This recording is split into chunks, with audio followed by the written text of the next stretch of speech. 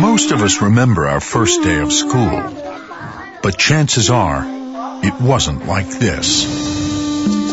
Job, finally starting first grade at the age of 10. Shugfa, starting school at 11 after 5 years as a refugee. Niraj, studying in the dark while her brothers go to school by day. If this were a problem in the wealthy industrial countries of the world, you bet that we would wake up every day and read about it on the front pages of the newspaper, and something would be done about it. Millions of children around the world never make it to 5th grade, if they go to school at all. In 2003, Wide-Angle visited some of the most precarious educational systems in the world, and some of the finest, and filmed 7 promising children in their first year of school. Jefferson, Job, Niraj, Shugfa, Ken, Raluca, Nanavi. 7 young lives in the making, with everything at stake. Now, Wide-Angle is back to check on our children's progress. 3 short years can mean a world of change. The loss of a parent, the pressure of a drought, the threat of gang warfare may be overwhelming to a child who's just trying to make his way back to school.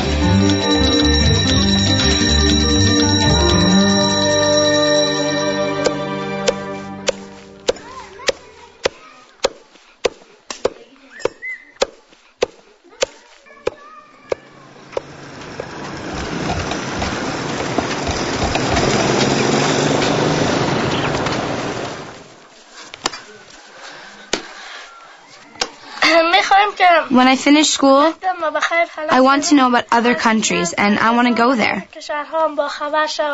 I want to know if it's possible for my country to be like them. I want to compare Afghanistan with them to see if it's better or worse.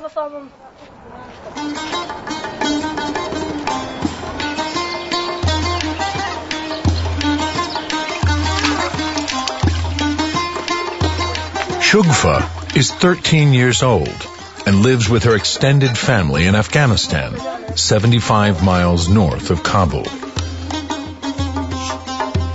Her father, Ziauddin, is an assistant doctor at an emergency hospital, and her mother, Samargo, has her hands full at home, with 11 children ranging in age from 21 years to 18 months. When we first met her, Shugfa was 11 years old and had been waiting nearly 5 years to go to school. Her family had just returned from Pakistan, where, like many in their village, they sought refuge during the years of Taliban rule. We were in Pakistan for 4.5 years. When we'd see other children on their way to school, we used to say, "When will there be peace so we can also go to school?" Going to school was a dream that Shugfa's parents nurtured. Her mother never received an education, and like most Afghan women, is illiterate. Back in those days, our men were unwilling to send women to school. I personally wanted to enroll, but we weren't allowed. Shugfa's father, himself an educated man, championed ideas that made him unpopular with some of the neighbors. Even when they see our children going to school, they jokingly say, "What's this? Who are they? What will they become, and what good will school do for them?" And I quote an Islamic verse for them, that education is the obligation of every person, male or female. Because they had missed so much school, Shugfa and her sister attended a special 3-month course to prepare them for regular classes. They learned about hygiene, crucial for raising healthier families. I've told you about cleanliness before, right? When you wake up in the morning, wash your hands and face. After that, comb your hair. And then pay attention to your nails. If your nails are long, then you cut them off with a nail cutter. Which student does a teacher love most? Can anyone tell me? Yes, I can tell you. A teacher loves a clean student. Very good. Give her a hand. We've returned in 2006, and Shugfa is 13.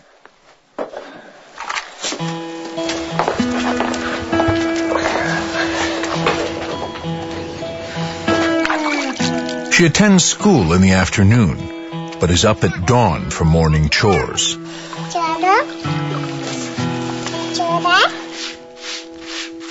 While Shugfa's parents support her education, in a 13-person family, housework tends to take center stage. My problem is that I don't have enough time to study, because in our life, when we finish one job, there's something else to be done. And there's a proverb, you work until the day you die.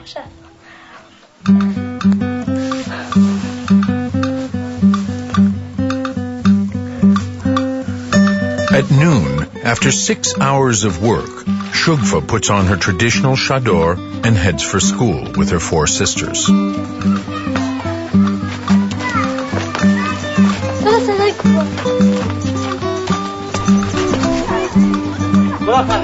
In other parts of Afghanistan, escalating attacks by the Taliban on teachers and students are keeping girls away from school. But Shugfa's school is so overcrowded that each girl is only offered 3.5 hours per day.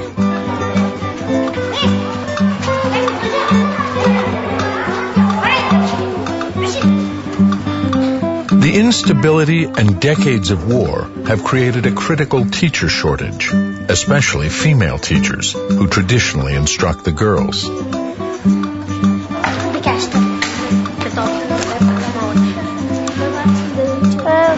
I'm happy when the teacher's here.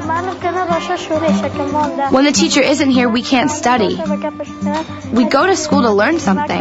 How are we supposed to learn anything if we don't have a teacher?